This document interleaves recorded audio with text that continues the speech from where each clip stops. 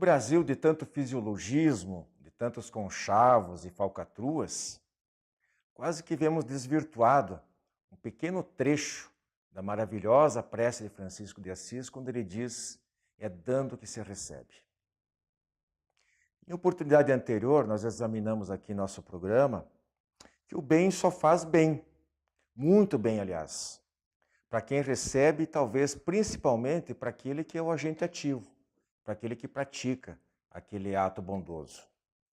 Veremos hoje em nosso tema livre algo mais a respeito, amparado em estudos de grandes universidades americanas, que atestam a importância de doar, de ser caritativo, de ser solidário para com os nossos semelhantes.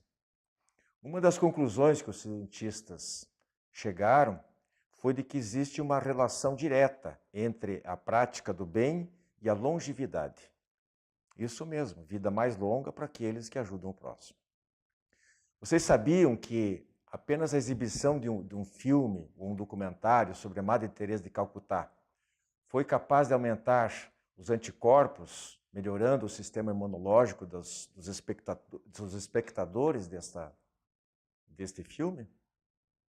Talvez por isso Jesus disse: sois deuses.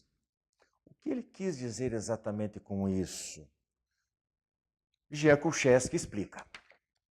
Icarus Parchen satisfaz a curiosidade de uma espectadora nossa que deseja saber como Deus determina a duração da vida de cada pessoa. Tudo isso a partir de agora no Diálogo Espírita.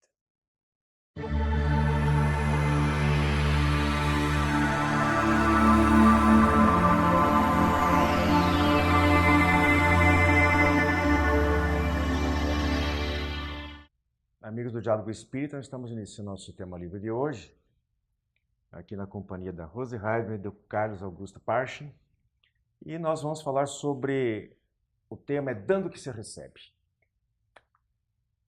E eu, para início de conversa, gostaria de apresentar aqui, em síntese, um estudo realizado e apresentado pelo Dr. Jorge Moll Neto, no seu pós-graduação no National Institute of Health, Estados Unidos.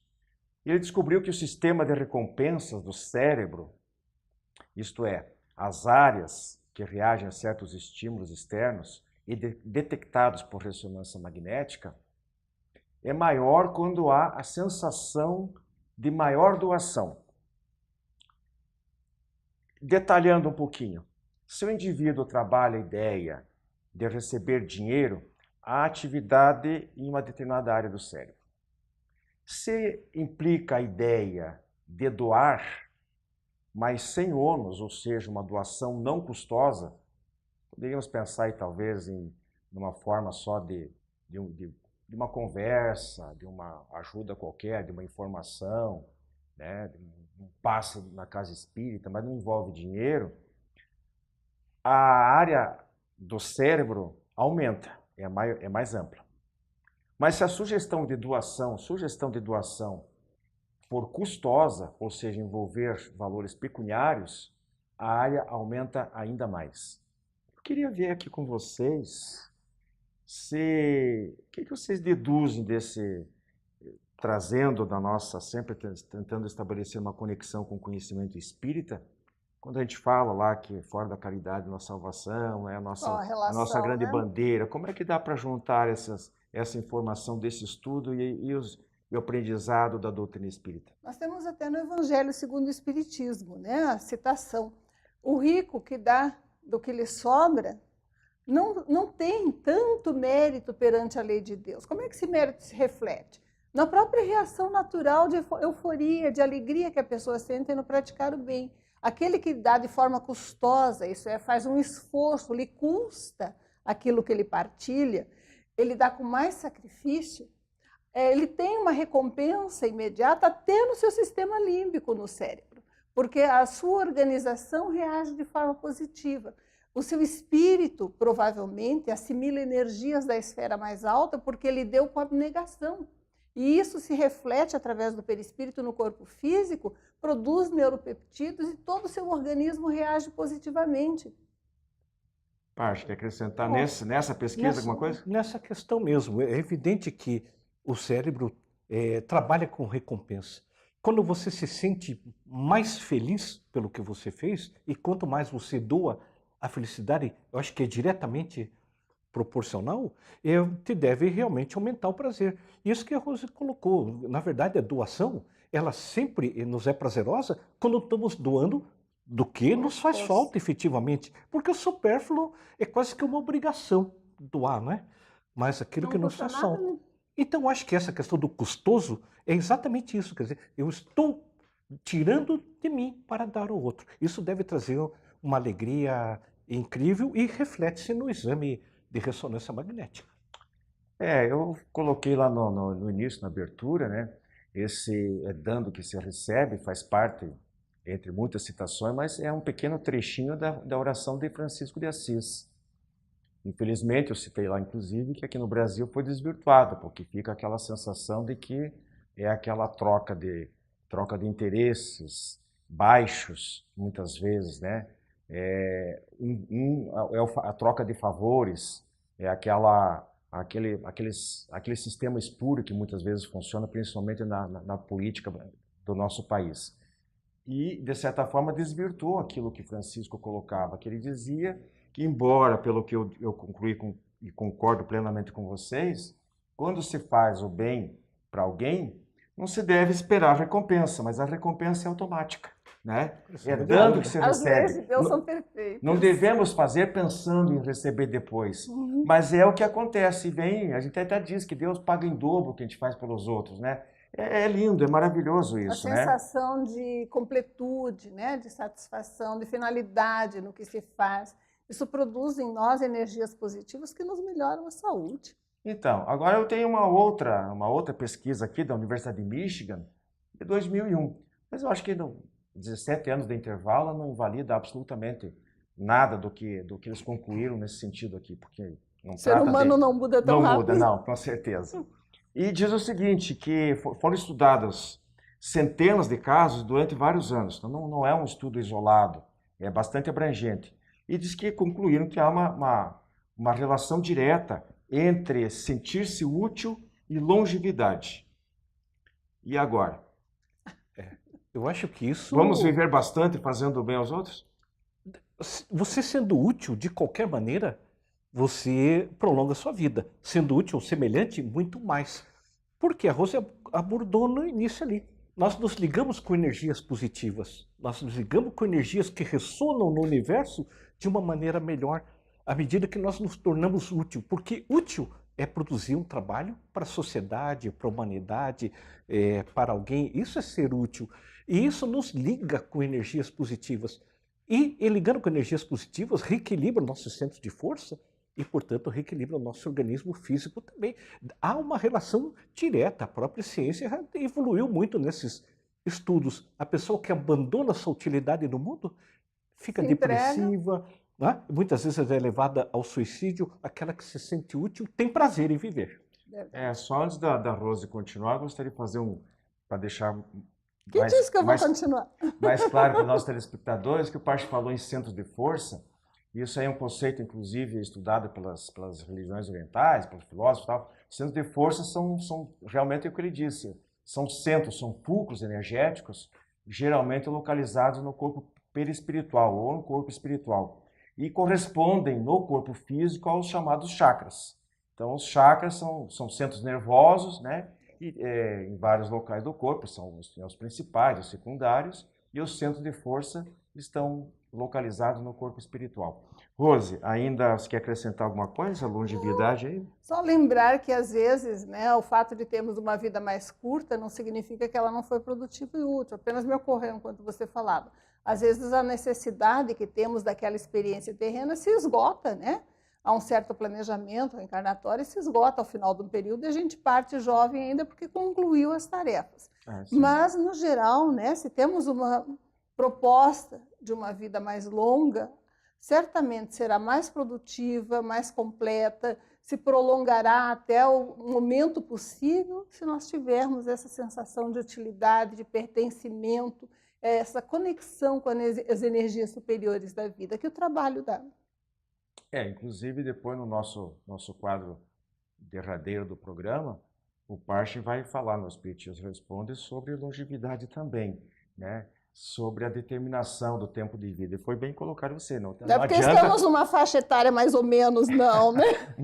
Não, longe disso. Agora, para fechar, nós temos mais uma pesquisa aqui da Universidade de Harvard, também nos Estados Unidos. Eles fizeram o seguinte, eles pegaram um documentário, um filme sobre a Madre Teresa de Calcutá e pegaram para aquela plateia, fizeram assistir o filme e tal, e no final eles coletaram, acho que através da saliva ou coleta de sangue, não sei, e levaram para o laboratório. E o resultado foi o seguinte, o resultado é que depois das pessoas, acho que eram jovens, universitários, voluntários, eu não sei, o fato é que no final as pessoas tinham, visivelmente, se detectou um aumento no sistema, uma melhoria dos anticorpos no sistema imunológico. Olha que fantástico, né? Além de viver mais, vive-se melhor, com menos doença, porque às vezes não adianta viver muito. Só mentalizando. Não se emocionando com o trabalho dela. Emocionando. Só de ver o que ela fez. Se ligando, se conectando às esferas superiores da vida, às forças do bem, pelo pensamento, né? Imagine agindo, sendo voluntário no hospital, auxiliando um lar de crianças carentes, né? Contribuindo com alimentos, mas levando pessoalmente a sua presença a quem precisa. Quanto não aumenta, né, a qualidade de vida? Até porque exemplos desse tipo são sempre inspiradores, né? A pessoa naquele momento se motiva a ser melhor.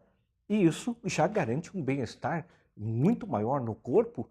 E se a pessoa prosseguir, como a Rose falou, realmente agindo em seguida, ela consegue prolongar isso e muitas vezes ganhar, ter acréscimos de saúde, de bem-estar e de vontade, principalmente, de fazer o bem cada vez mais. Eu acho que fazer o bem, vou usar uma palavra aqui esquisita, ele é viciante. Porque quando você faz o bem, você tem um retorno, é tão bom, é tão gostoso, que você se motiva, não para ter a recompensa, mas se motiva. Mesmo que não haja gratidão, né? Não interessa. Quanto mais difícil, você estando consciente do que faz, não esperando reconhecimento, nossa. Quanto mais desprendimento tiver nessa mais ação... Mais você se sente bem. Exatamente. Eu queria deixar a palavra à vontade para vocês. Nós temos aí um tempinho. Que vocês Eu já usei aqui um exemplo, e eu me lembro, há bastante tempo atrás, uma frase que foi usada de uma maneira muito inteligente pelo nosso confrade, o Ney Albach. Né? E ele, numa palestra exatamente sobre essa temática, ele disse assim, se o malandro, entendido malandro como aquela pessoa que gosta de levar vantagem, que gosta de se dar bem, se o malandro soubesse como é bom ser bom, ele era bom só de malandragem. Porque realmente é um ganho muito grande que nós temos. E quando a sociedade perceber que a lei maior, a lei de Deus, é exatamente a aplicação da caridade. E o que é caridade, em suma, é você ser bom. É isso que eu queria perguntar para vocês. Ser bom com as pessoas.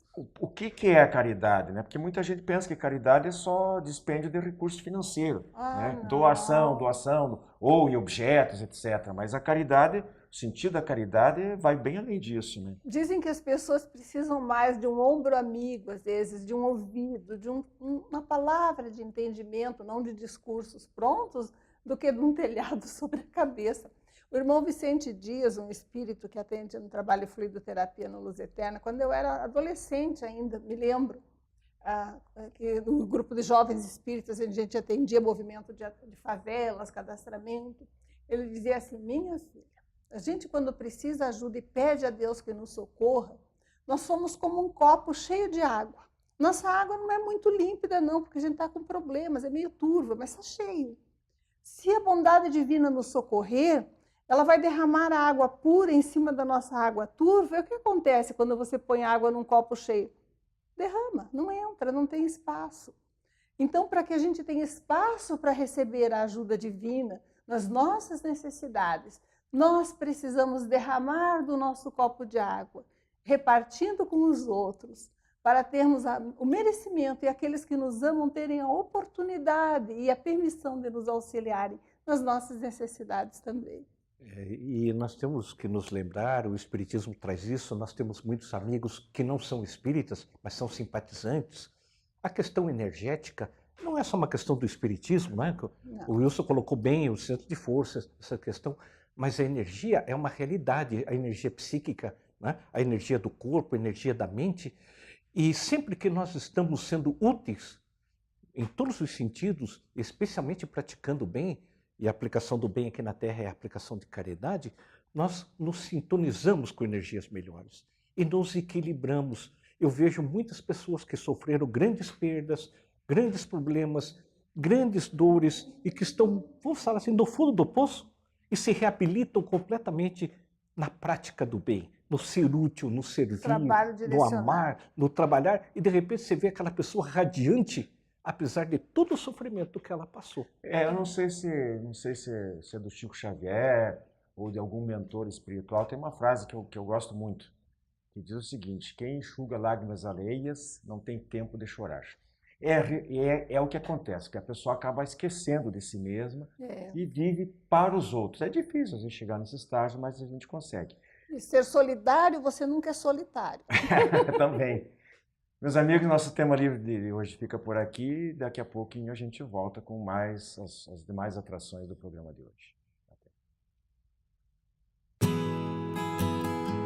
A Casa Editora O Clarim divulga há mais de um século a luz e o conhecimento da doutrina espírita com valioso conteúdo, de belíssimos romances a esclarecedoras obras doutrinárias.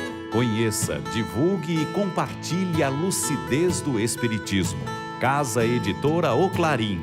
Acesse www.oclarim.com.br.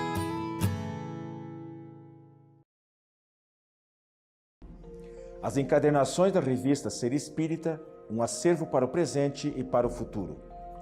As encadernações da revista Ser Espírita organizam e protegem os resultados do estudo e das interpretações mais recentes sobre os princípios fundamentais da doutrina espírita, à luz da filosofia, da ciência e da religião. Cada encadernação contém 6 edições, das 30 unidades publicadas até o momento.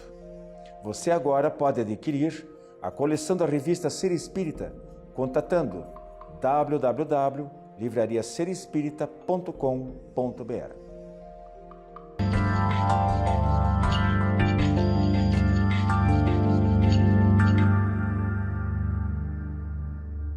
Prezados amigos, hoje no quadro Cristo e Nós no Terceiro Milênio, nós falaremos sobre Sois Deuses. E aonde é que encontra-se essa passagem na Bíblia? Se encontra em João, capítulo 10, versículo do 32 ao 38. Só antes de eu ler rapidamente, para você telespectador, normalmente se associa: vós sois deuses, farão o que eu faço e muito mais.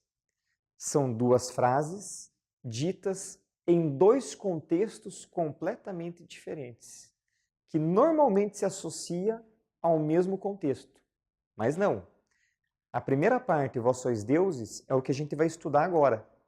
Foi dito quando Jesus estava no templo, junto ao pórtico de Salomão, em que judeus estavam interrogando Jesus e querendo, inclusive, apedrejá-lo. Já a segunda parte, farão o que eu faço e muito mais, se dá quando Jesus está prestes a deixar aqui a terra e dando as últimas dicas, os últimos conselhos para os apóstolos. Se associa e tem muito a ver. Fica rico juntando uma frase com a outra, mas Jesus disse em 2 contextos diferentes. Vamos lá. Vós sois deuses. Então os judeus estavam com pedras na mão para apedrejar Jesus. E Jesus lhes disse: muitas obras boas parte de meu Pai não tenho-vos mostrado? Por qual destas obras ide apedrejar-me? Por que vocês vão me apedrejar com tanta coisa boa que eu estou fazendo? E a resposta foi: não é por nenhuma obra que vamos apedrejar-te, mas por blasfêmia, e porque sendo tu homem, tu te fazes Deus. E Jesus aí responde os judeus: não está escrito na vossa lei, vós sois deuses? Interrogação. Isso fazendo alusão ao Salmo 82, e realmente está lá, está escrito. Se a lei chamou deuses àquele a quem a palavra de Deus foi dirigida, aquele a quem o Pai santificou e enviou ao mundo, dizei vós, blasfemas, porque eu disse sou filho de Deus?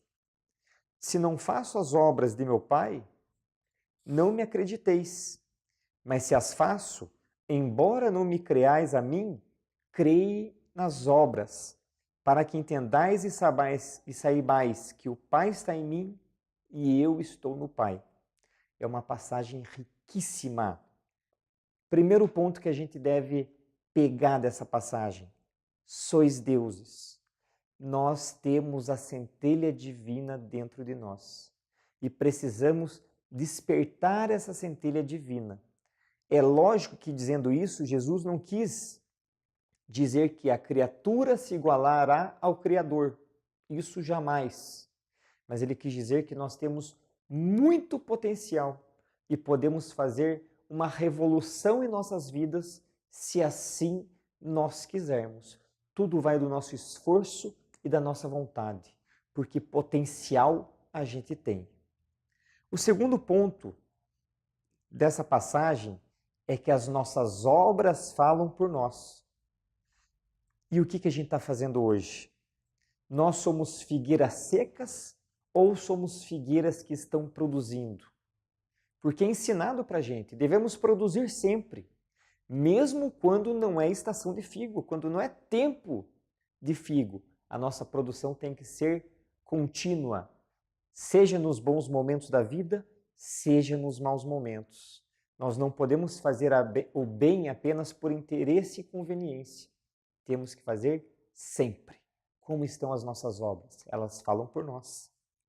O terceiro ponto é: Deus está em todo lugar, inclusive está dentro de nós. Ou seja, o Pai está em mim. Mas nós estamos no Pai? Ou nós estamos mais procurando as coisas mundanas, as coisas materiais?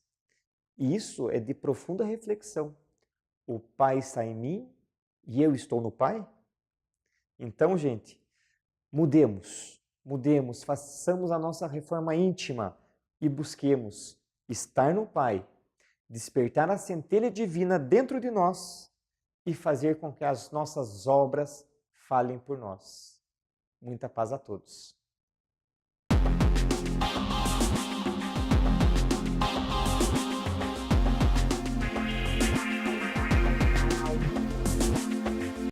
Prezados amigos, o Espiritismo Responde, um dos quadros do nosso programa, tem nos trazido reflexões muito interessantes que os nossos amigos nos fazem.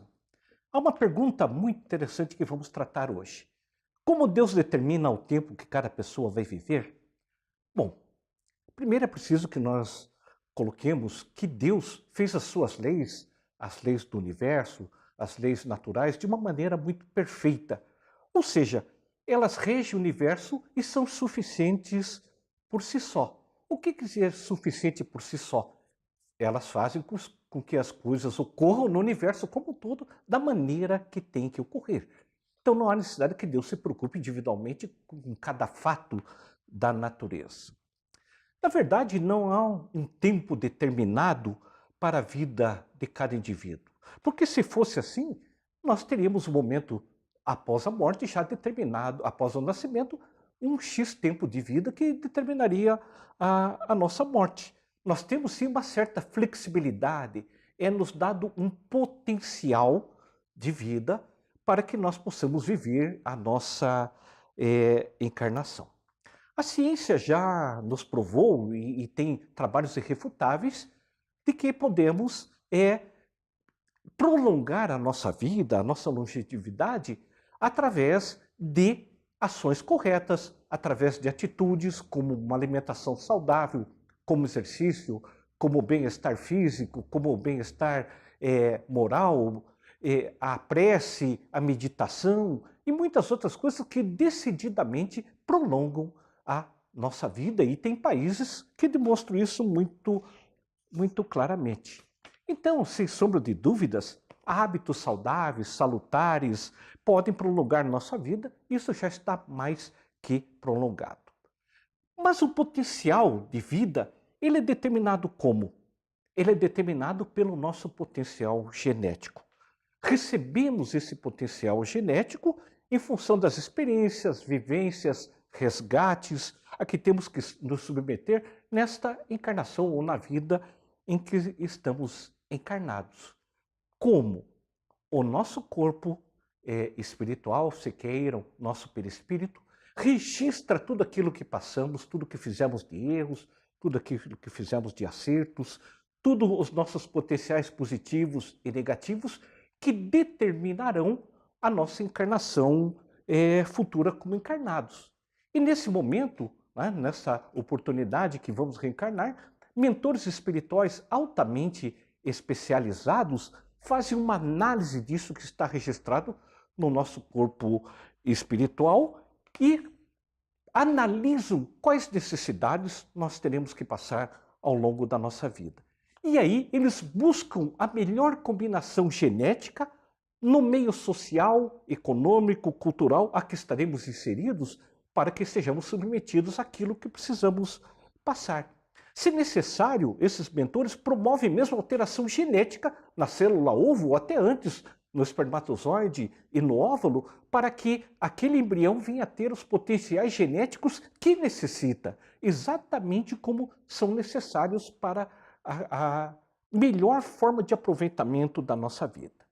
Deste momento em diante, cabe uma série de cuidados. Primeiro, para os pais. Ora, se a mãe não cuidar da sua saúde, vai comprometer a saúde do feto e, portanto, a sua longevidade.